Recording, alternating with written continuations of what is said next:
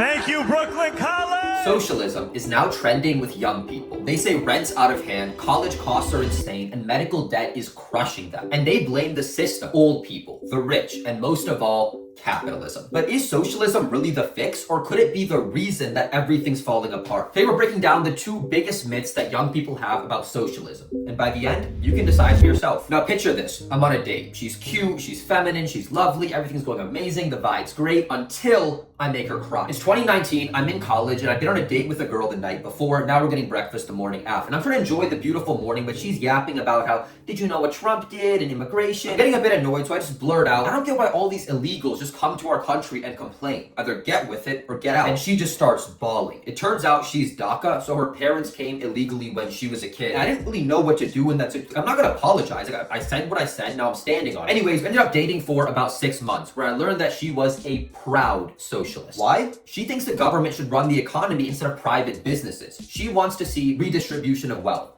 Take from the rich and give to the poor. The government to control key industries, housing, healthcare, food, to keep prices low. And most of all, give everybody free stuff. Healthcare, childcare, housing, college. In her mind, capitalism is the problem. People just hoarding wealth, jacking up prices to hurt the little guys, creating a society where everybody's miserable and uneducated. To her, a big government isn't about control, it's about creating a society where everything is fair and safe. So here's myth number 1. Socialism makes everybody equal by redistributing wealth. Do you like capitalism?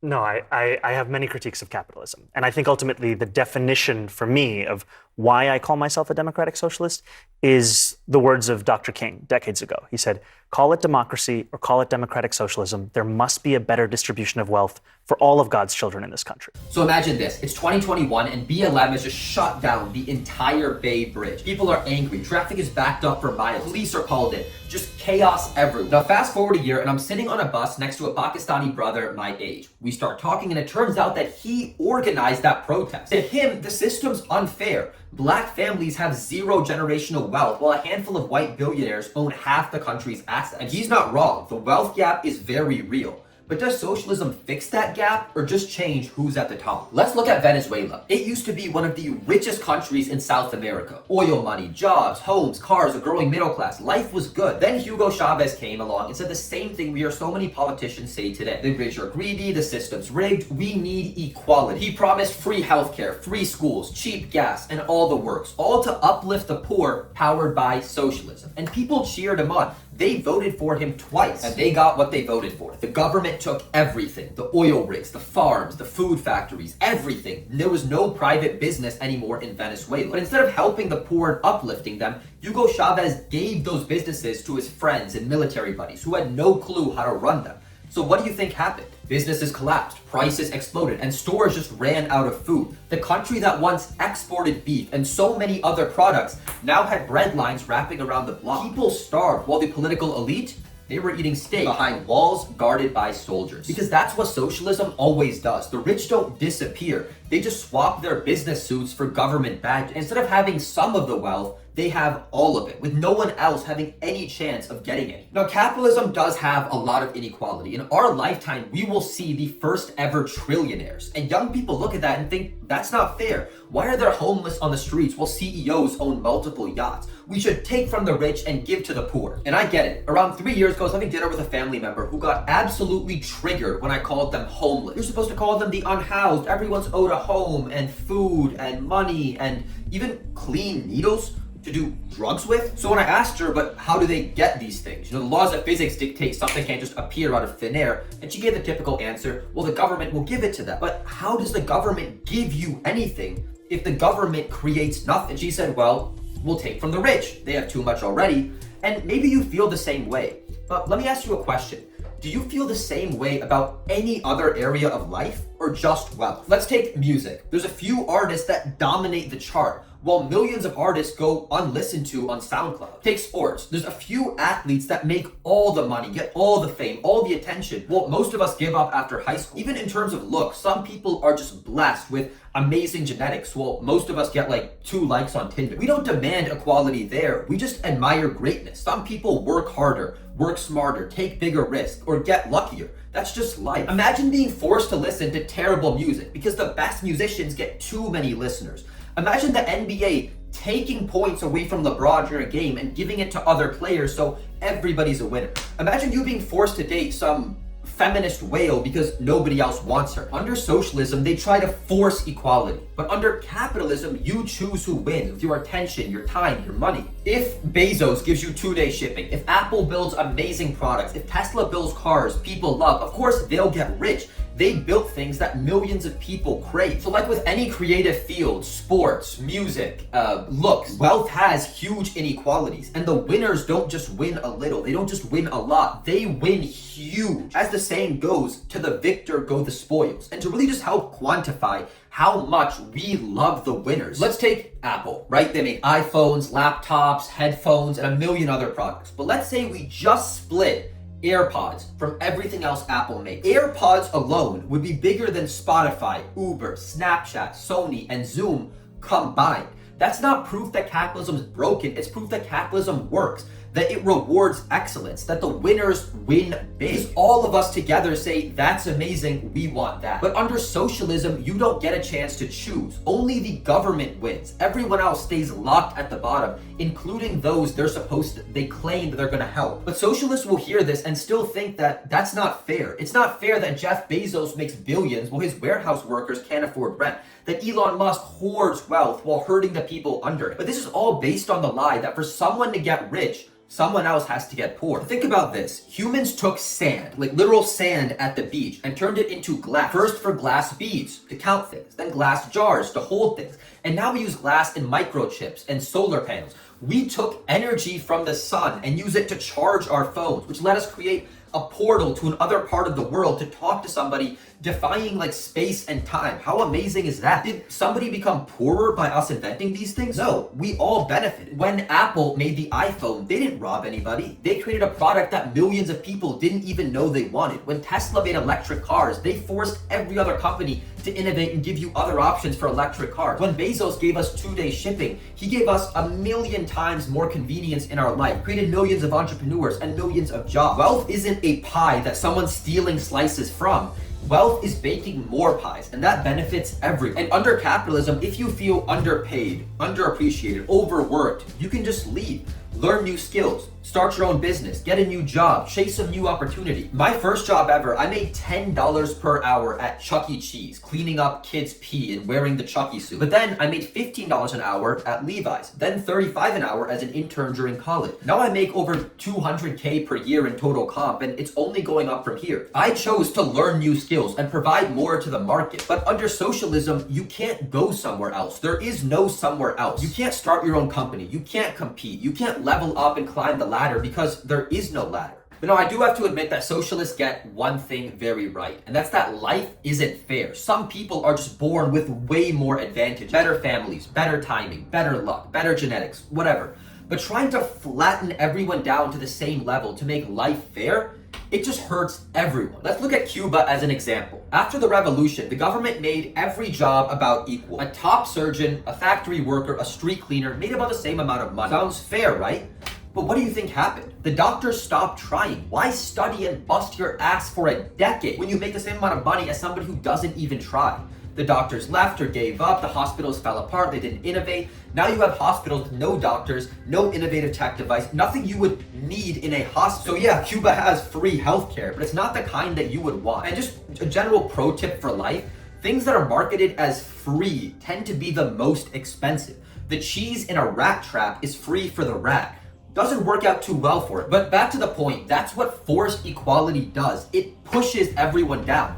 Under socialism, success gets punished. Under capitalism, it gets rewarded. And then my last point here is, let's just cut the crap. We don't want to be equal. The most offensive thing you can call anybody is average. Because everybody knows deep down there's nothing special about them, but we all crave to be admired, to be great, to be exceptional, when that's not the case for most of us. Like, let's just imagine for a second that I'm Mr. Average Joe Schmo, 50% in the middle, technically like the median, but average in every single category of life. And then I see this gorgeous 10 out of 10 woman walk past me in the street. I can't look at her and say, I'll take that one. Like, it crossed no other dude's mind before. I know that I have to be exceptional if I want to get with her. Looks, money, status, gain. Because she and people in general don't want something that's average. They want something that's great. That's how nature works, and that's how markets work. So inequality will always exist, and it feels unfair. Like, just going back to this point of dating, like I asked out these two just gorgeous girls at the gym I go to a few days ago. And I got the number closed and I was texting them, but it just fizzled out. We never got a date set up. And I was feeling really bummed out, especially because I saw this post on Reddit of like 1 million girls going to a Chris Brown concert all ready to cheat on their man with this guy.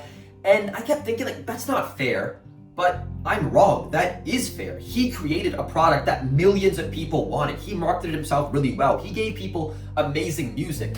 And as the saying goes, to the victor go the spoils. It's not unfair that he has more than me. What would be unfair is punishing the people who work hard for their success. Punishing those who sacrifice and take risks to reward those who don't. Like, imagine you bust your ass for 10 years to build a business. All those 10 years, it's just humiliating failure, one after the next, struggling to make ends meet, and finally the business takes off. Now you're making lots of money. And somebody says to you, that's not fair. We have to take your money and give it to some guy who didn't even try for the last 10 years. He sat around watching anime and eating Skittles with Red 40 in them. That's not fairness, that's theft. If someone doesn't provide value to society in order to earn money for food, they should starve. Is it fair they should be owed the food that someone else planted, someone else cultivated, someone else cleaned, someone else transported, someone else prepared? No, wealth inequality isn't a flaw in capitalism that needs fixing. It's a reflection of human nature. And any system like socialism that promises no inequality or less inequality or whatever the case might be, it's a fairy tale. There will always be vast amount of inequality in life. So that's myth number one, that socialism creates fairness. In reality, it replaces one set of masters, the business class, with another, the government bureaucrat. It locks everyone at the bottom with no chance of ever leveling up. And it steals your ability to choose. Choose who wins with your time, your money, your attention. And is that a system that you want to be a part of? Now let's jump to myth number two, that the government runs the economy better than private. Well, folks, I'm going to say something outrageous. I know how to make government work. So imagine this, heads down, no laughter, no joy, everyone's in immense pain, a room full of people who don't want to be there. Is this high school detention? Is this a waiting room for an anal prostate surgery? Are we on death row in a prison? No. We're at the DMV. So I train at Combat Sports Academy in Dublin, California, and this is the gym. Our head coach has been on Rogan, part of the Olympic Muay Thai team. World-class champions have trained and do train there. This place is about it. And now we're moving to a brand new 20,000 square foot mega facility. It's gonna be escalators inside. It's gonna be wild. But for right now, we're at a temporary spot next to the DMV in Stonebridge Mall. So every day when I'd walk through that mall, I'd pass stores like Zara, Foot Locker, even those like boba bubble tea spots. And everyone is hustling. When someone's ready to buy, employees are on it. The stores are clean, they're beautiful, everything's restocked, everything's set up to give the customer the best experience possible. Because if a store can't compete, it's out of business. But then I'd turn the corner and I'd see the DMV. Lines outside the door, people sitting on the floor, everyone hating to do this chore. People look like brain dead, miserable zombies. Nobody wanted to be there. Everyone's all confused. Do I need the form 263 Reg A or the Reg 212B? I remember thinking, there's not a single company in this mall, in this entire country, that could run like that and still be in business. They'd be out in a week. But the DMV does. They've continued to run like that because they're the government. They have no competition. They don't need to innovate. But the private sector, private businesses, they're very different. Back in 2020, I interned for a computer chip company called AMD, Advanced Micro Devices. We were the under guys, the little guys on the block, because Intel was the king, the market champ. They dominated for decades. And nobody else even came close. But Intel got comfortable at the top. They started innovating less. Their chips got more expensive, but were about the same. They got complacent. So what happened? AMD stepped up. We made better chips at cheaper prices. We started eating Intel's lunch. What did Intel do? They're back in the lab now. They're grinding. They want their crown back. That's capitalism. Every company has to fight for your dollar. If they don't innovate, somebody else will. You either perform or you're replaced. And we as the customer win. We get better products at cheaper prices, made more conveniently for us. But when the government runs the economy, there's no competition for its businesses. A government bureaucrat gets paid the same amount whether they do an amazing job or a terrible job. Take, for example, the government's train company, Amtrak.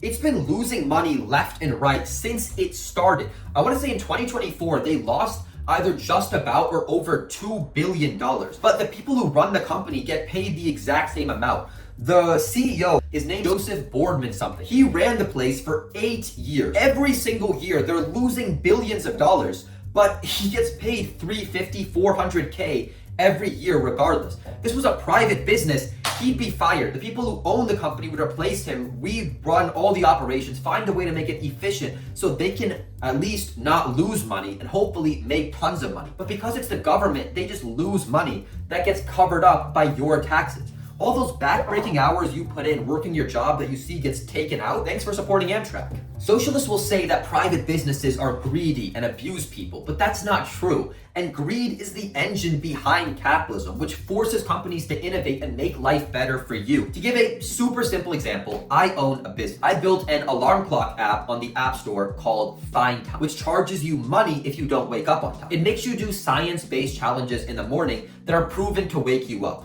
Things that involve getting sunlight in your eyes or getting your body moving. I'm not the first person to come up with this idea. There's plenty of other apps that do the exact same thing. But I noticed that all of those apps can be easily cheated, and there's no motivation to actually do them. You can wave your arm around like this, and that counts as squats and steps. Whereas my app uses the sensors in your phone, the camera, the GPS, to really check, are you doing squats? Have you left the radius of your house? Plus, my app is 100% cheat proof. Nothing you do, deleting the app, changing on your phone's time zone, turning off the Wi-Fi, nothing works. So it really motivates you to get out of bed in the morning, do those science challenges, otherwise you'll get charged money. And those science challenges will force you to wake up. So you never hit snooze again, and you start the day 1,000,000 times better. But why did I spend 1.5 years of my life building this, giving up time with my friends, my family, girlfriend, vacation? I made so many sacrifices when it came to building this app. Because I'm greedy, because I'm a bloodthirsty capitalist that wants every dollar I can get. But that greed forced me and pushed me to build a product that other people wanted.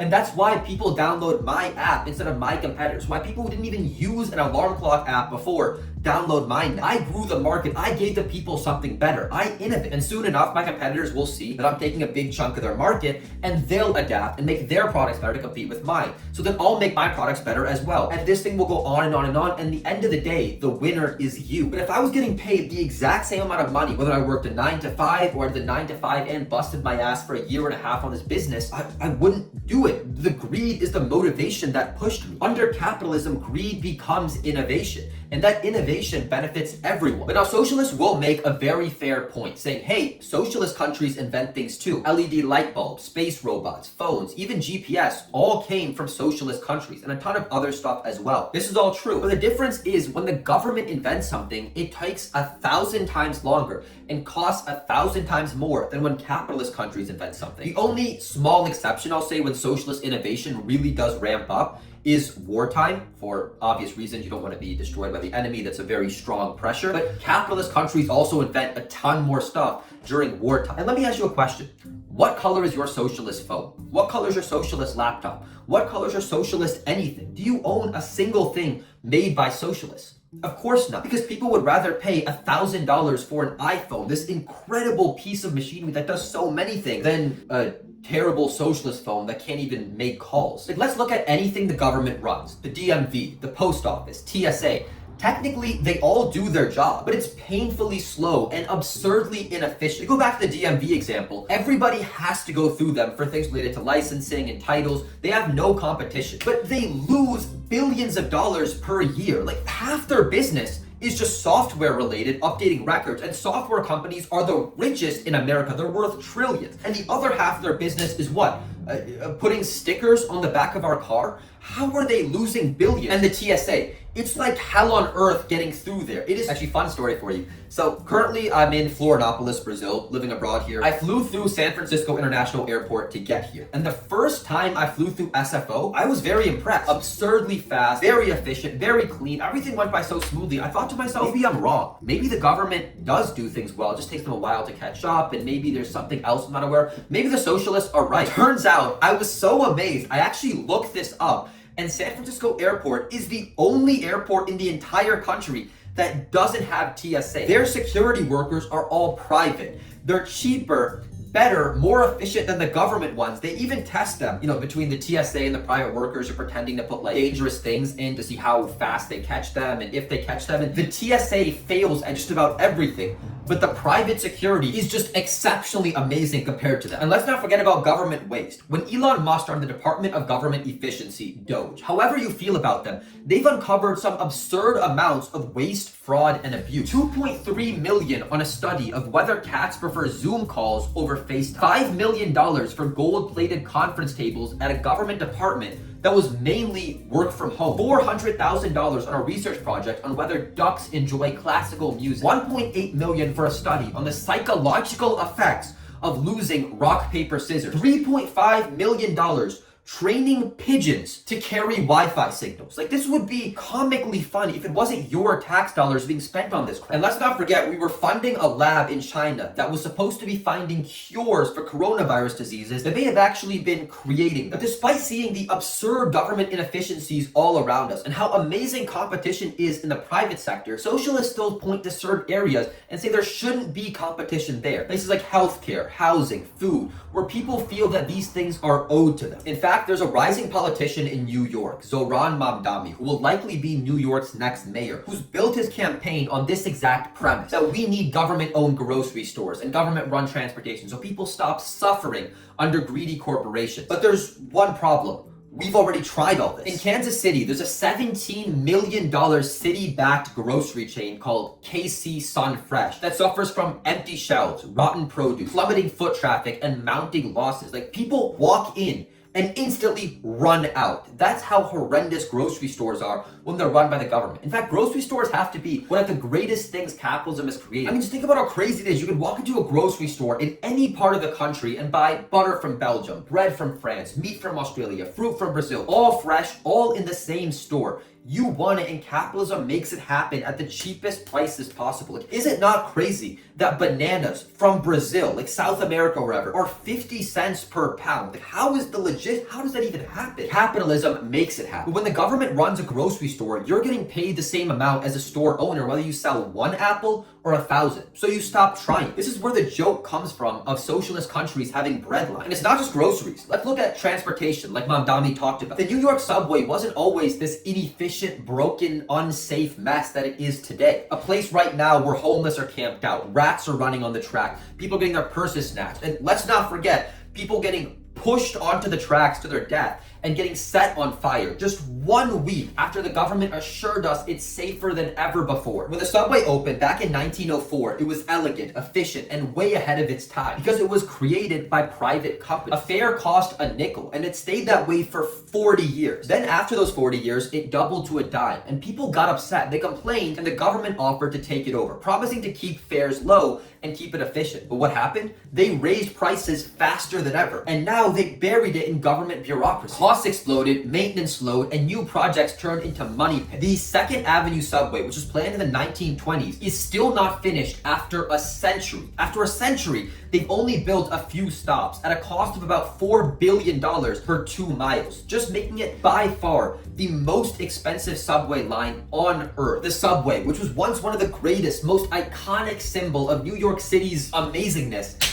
is now a sign of New York City getting buried in government bureaucracy, a sign of decay. It's dirty, it's grimy, it's unsafe. Private companies built entire subway lines within a few years. And now, even with all the tech advancements we have, the government can't finish a project in a century. Like, okay, fair enough, I get maybe World War II, the Great Depression slowed them down, but really like in a century. So just to close out this point that socialists make, that there's certain areas that shouldn't have any competition, areas that we all benefit from in our essential rights. It's the other way around. The areas with the most government involvement are the ones that are the slowest, most inefficient, and have the highest cost. Take housing, for example. You want to build a new house. You want to extend your current house. A builder wants to come in and build something, an apartment building. Guess what? Blocked by permits, zoning laws, and endless government bureaucracy. Even most of the land out in the West is owned by the federal government, making it very, very difficult to build new cities and towns. How about healthcare? I think you're a smart guy. Maybe you find some innovative idea to build some new type of hospital that can help more people ease their suffering. That'd be awesome. But the government will not let you build a new hospital in so many places across the country. You would need permission from other hospitals in the area. Of course, they're going to say no. Like, what kind of law is that? That's the laws we have when the government gets involved. And what about college? Costs are exploding to a level we've never seen before. Why is that? Because the government will give out a loan to anybody who wants one.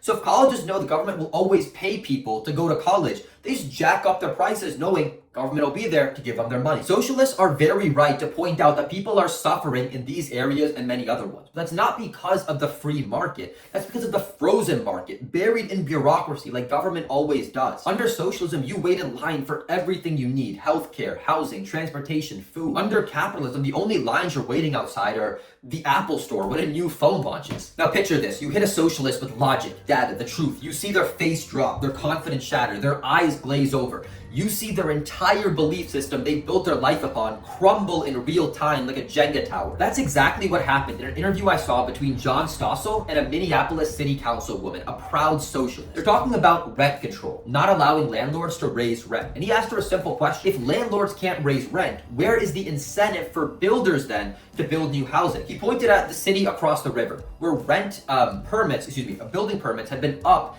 80% the past year. But in her city, Minneapolis, who just implemented rent control, it dropped by 50%. And in real time, she froze, just unable to answer the question. Not for 1 second, not for 5 or 10, for 30 whole seconds in a live interview with no response. You're not going to get more apartments by pushing this.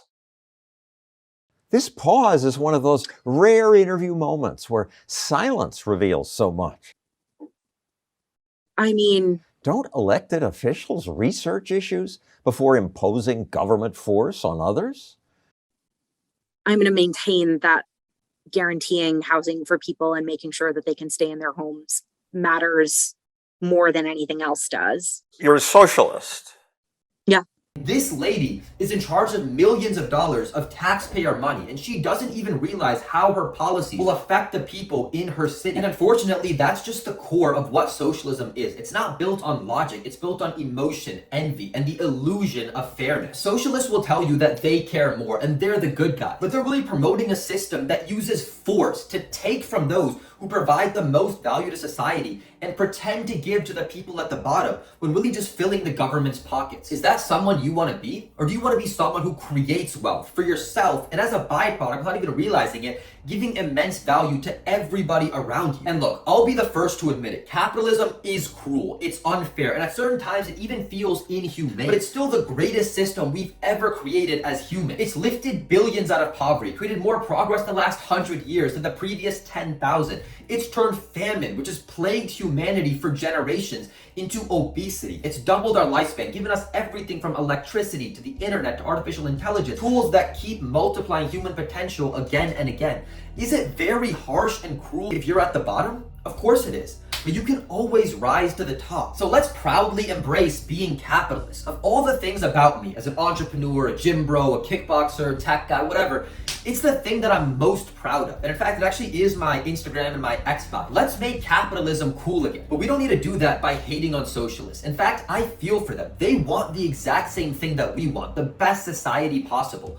And there's a Russian proverb that sums this up better than I ever could. If you're young and not a socialist, you have no heart. But if you're old and still a socialist, you have no brain. So let's try to educate them, explain that we're on the same team, and maybe capitalist ideas will work better based on human nature and a ton of past evidence. So I hope you enjoyed this breakdown of the two biggest myths that young people have about socialism, that it leads to a fair society with no inequality, and that the government does a better job of running the economy than private businesses. And this is just part one. I want to cover how socialism deeply hurts the workers involved in it, how it keeps people dependent, and how democratic socialism is just socialism. It's just socialism, like that's it. It's a different banner on the outside. I'll cover this and a ton more in upcoming videos. A lot of awesome stuff to cover. If you have any questions, comment, concerns, maybe I didn't explain something clearly enough, let me know in the comments below. I'll see it, someone on my team will see it, and we'll try to include it in an upcoming video. And then lastly, because I am a greedy, money-hungry capitalist, where greed is my middle name, I'm gonna take a second to promote my app, Find Time, that I mentioned earlier. If you try it out, I promise you will start the day with more energy, more time, and be better prepared for what's ahead. If I get your money, you get a 10 times better day. Is that a fair trade? I want you to decide. App has a 2-week free trial. You don't like it for any reason, it'll give you 100% of your money back, and it's totally up to you if you want to check it out. Hope you enjoyed this video. I gotta pee, bro. Peace out.